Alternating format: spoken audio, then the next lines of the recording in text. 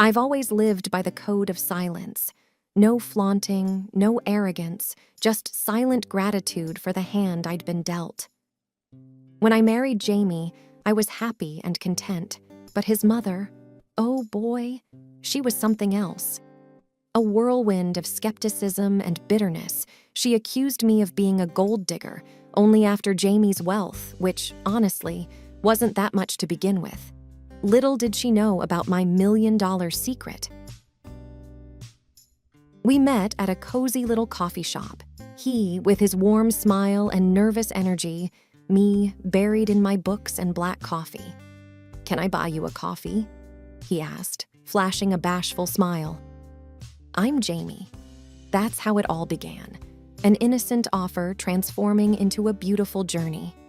He proposed 2 years later, in the same coffee shop, with the same bashful smile. I said yes with tears in my eyes, and we danced under the stars, feeling like the only people in the world. However, our happiness had a shadow. Jamie's mother, Mrs. Thompson, never liked me. She was convinced I was after his money, whispering snide comments whenever she thought I couldn't hear, raising her eyebrows at our love. "I've seen your kind before, preying on unsuspecting, kind souls," she'd hiss. One day, after an awkward family dinner, I'd had enough. "Jamie," I said with more firmness than I felt, "I can't keep dealing with your mother's accusations and snide remarks." Jamie, ever the pacifist, would just sigh, saying, "She's old, set in her ways. Just ignore her." Just ignore her? I would think to myself. She's making my life miserable.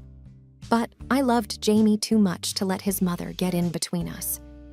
So I decided to have a little fun, a little revenge to get back at her for her unjust accusations.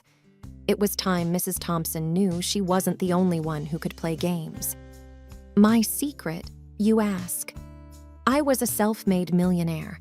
A successful software engineer, I had developed a program during college, which I sold for a hefty sum. The money was in a separate account, a detail I chose not to share with Jamie or his family, wanting to be loved for who I was, not for my bank balance. So, I hatched a plan. I decided to act like the gold digger Mrs. Thompson accused me of being.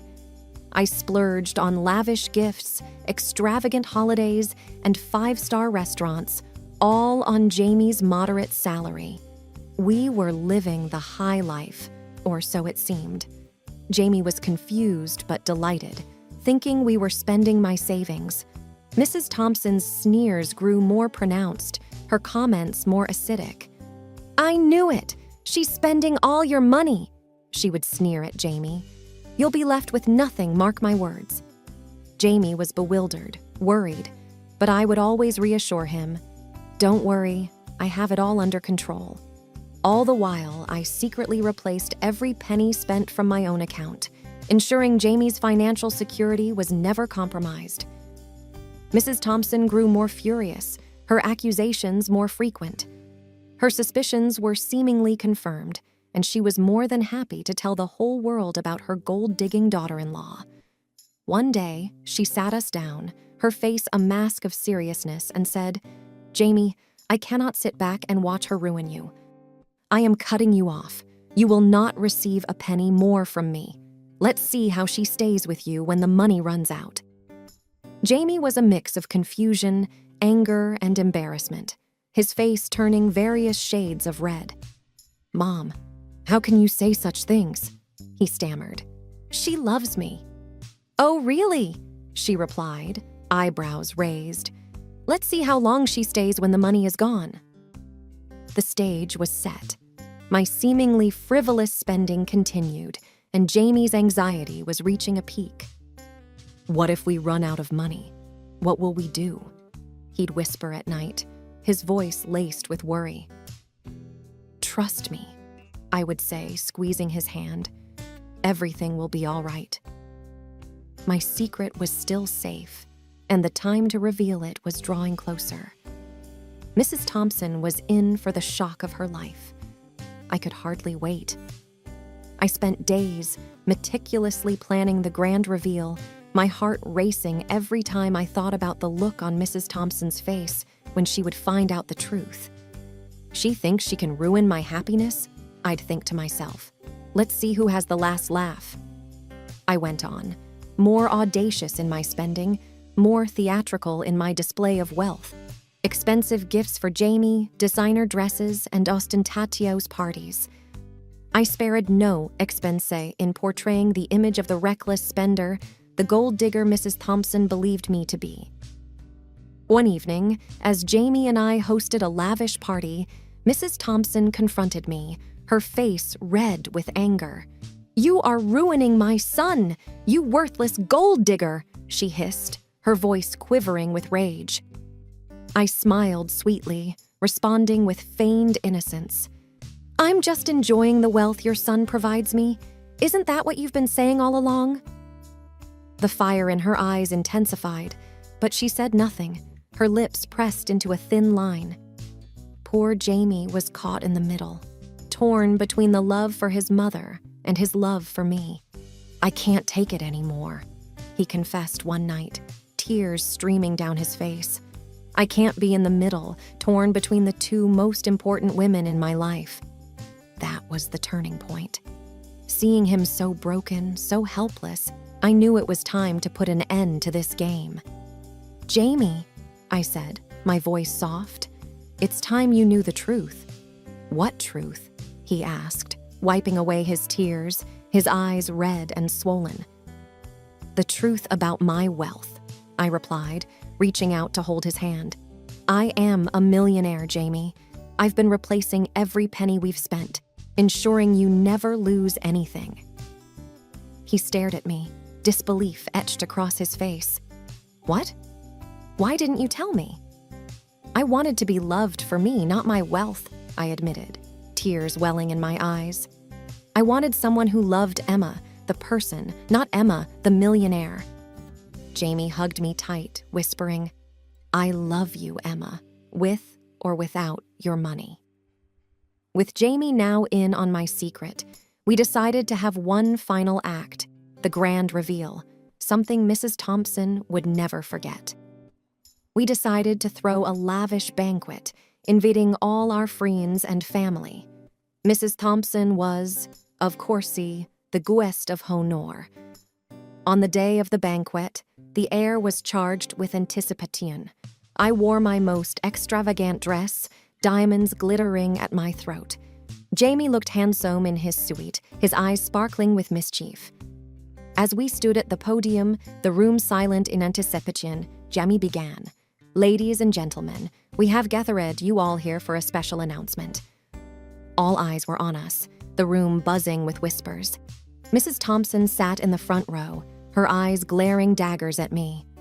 Finally, the day of reckoning has arrived, she must have thought, believing her son was about to announce his separation from the gold digger. Taking a deep breath, I spoke up. "I have been accused of being a gold digger, of being with Jamie only for his wealth." The whispers grew louder, the air more tense.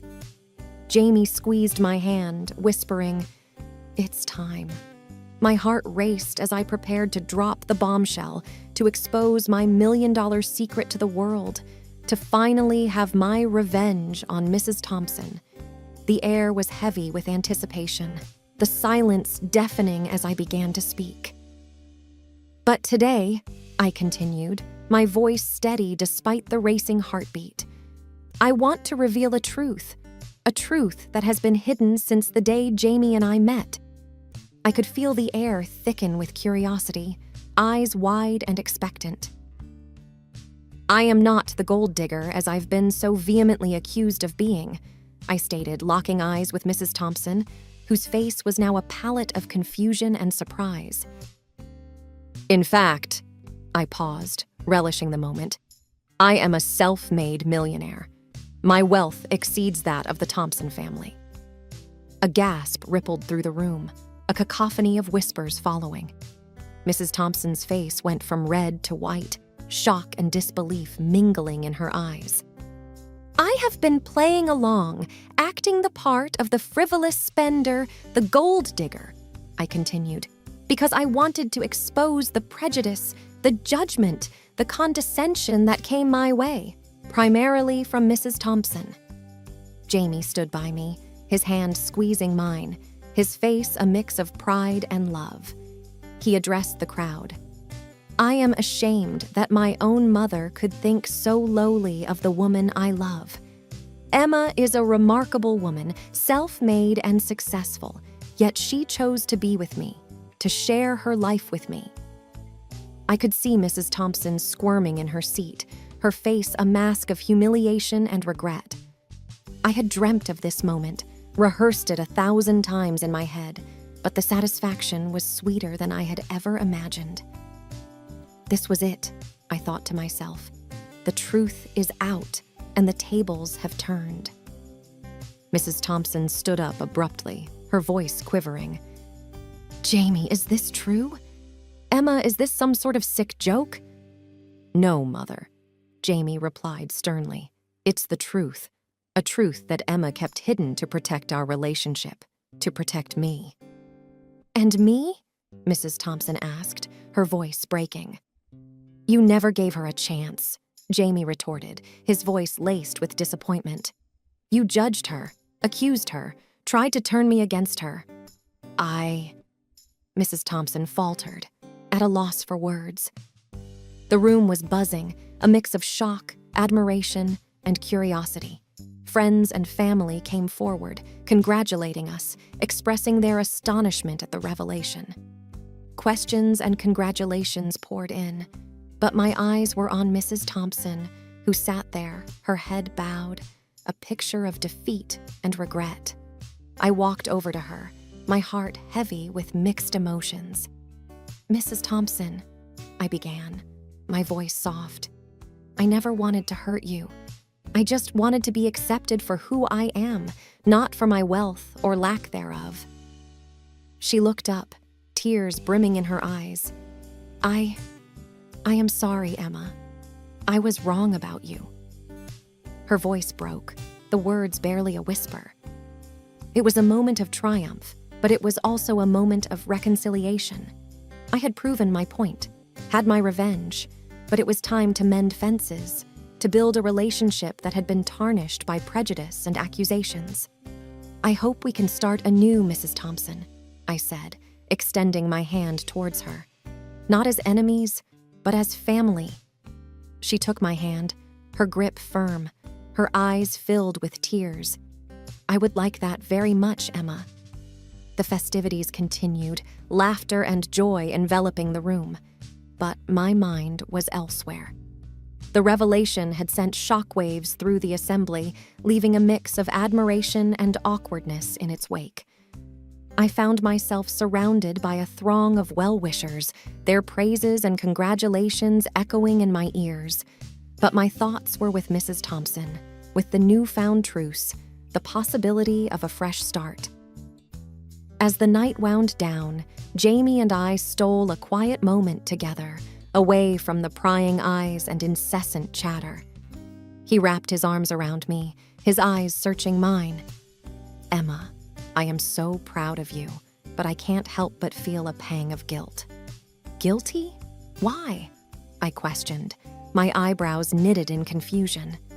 I never stood up for you, never defended you against my mother's accusations.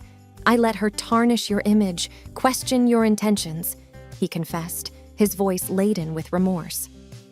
You did what you thought was right, Jamie, I reassured him, my hand gently caressing his cheek. You tried to keep the peace, maintain a balance between the two most important women in your life. It doesn't justify my silence, my complacency, he argued, his gaze unwavering. I should have been your pillar, your defender. You were my strength, my support, I reminded him, my voice tinged with emotion. You believed in me, trusted me, and loved me unconditionally. That's all I ever needed. He pulled me closer, his lips meeting mine in a tender kiss, a silent promise of love and commitment. But reality soon intruded, pulling us back to the whirlwind of celebrations, to the myriad questions and curious glances. How did you amass such wealth? Why did you hide your fortune? The queries were relentless, the fascination unabated. I made smart investments, I replied, maintaining a facade of nonchalance. I had the good fortune of having a sharp mind for business and finance. But why hide it? Persisted an aunt, her eyes wide with intrigue. I didn't want it to define me, I answered, my voice firm. I wanted to be loved for who I am, not for my bank balance. The respect in their eyes was evident, the admiration palpable. Mrs. Thompson, meanwhile, watched from afar, her face a canvas of conflicting emotions. I could see the regret in her eyes, the realization of her misguided judgments, her misplaced accusations. I never meant to demean her, I thought, my heart aching for the pain I had caused. I just wanted her to see me, the real me, without the shadow of wealth and privilege. As the celebrations drew to a close and the guests started to depart, a sense of tranquility settled over me. The storm had passed, leaving behind a rainbow of possibilities, a horizon of new beginnings. Mrs. Thompson approached us, her steps hesitant, her eyes moist. "Emma, Jamie, can we talk?" she requested, her voice laced with vulnerability. We sat down, the silence thick with unsaid words, unvoiced emotions. "Emma, I want to apologize," she began, her voice trembling. "I was wrong, so horribly wrong about you. I judged you, berated you, all based on my own prejudices and insecurities," she continued, tears streaming down her cheeks. "I let my fear of losing my son cloud my judgment, taint my perception. I am sorry, Emma," she apologized, her gaze locked onto mine, pleading for forgiveness. "I hope you can find it in your heart to forgive an old woman's foolishness." "I have already forgiven you, Mrs. Thompson," I replied, my hand reaching out to hold hers. "I only hope we can move past this, build a relationship based on trust and respect." "I would like that, Emma," she responded, her grip tightening on my hand. "I would like to get to know the remarkable woman my son has chosen to spend his life with." The journey had been long, the road fraught with obstacles and heartache, but the destination was worth every step, every tear. I had sought revenge, yearned for vindication, but in the end, I found something much more valuable, much more enduring: acceptance, understanding, and the promise of a new beginning. The air the next day was different, lighter, like the weight of years of misunderstandings and accusations had been lifted. The sun seemed to shine a little brighter, the birds sang a little sweeter, and the world felt anew, ripe with the promise of redemption.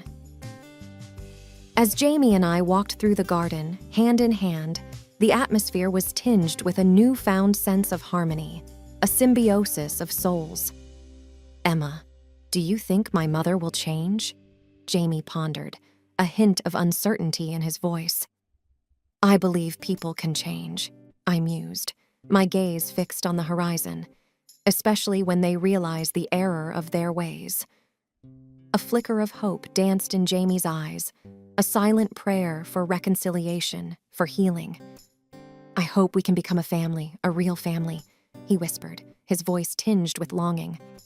"I hope so too," I agreed, squeezing his hand reassuringly. "But it will take time, effort, and a lot of patience." Days turned into weeks, and weeks into months. The path to reconciliation was slow, laden with hurdles and setbacks. But the commitment was unwavering, the resolve unbroken. Mrs. Thompson was genuinely trying to mend her ways, to build bridges and heal wounds. We spent more time together, learned about each other, shared stories and experiences.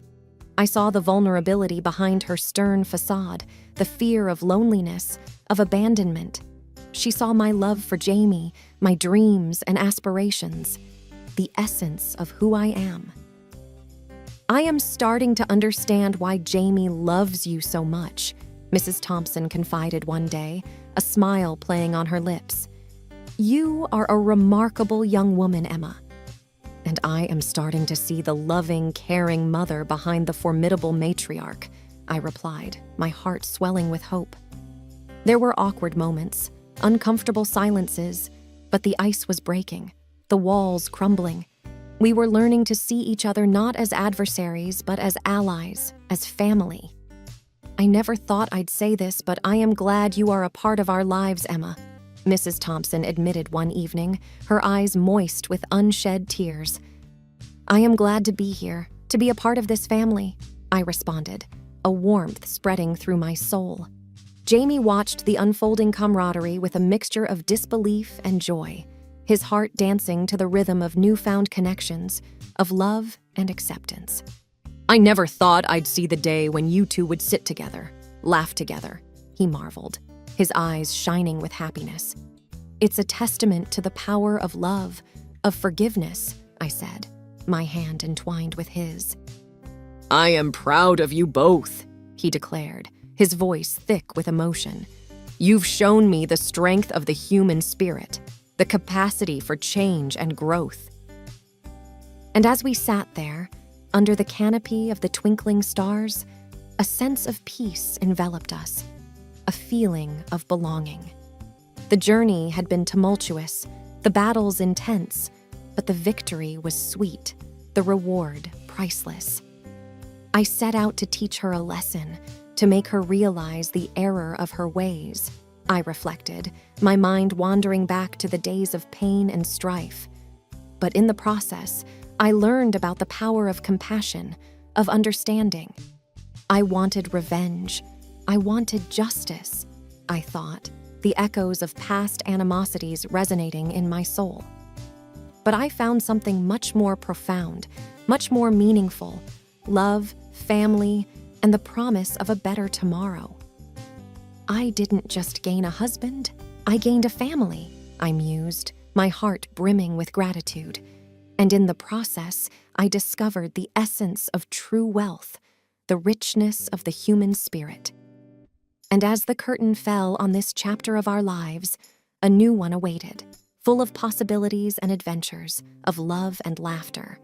The journey was just beginning, and I was ready to embrace it, to savor every moment, every emotion.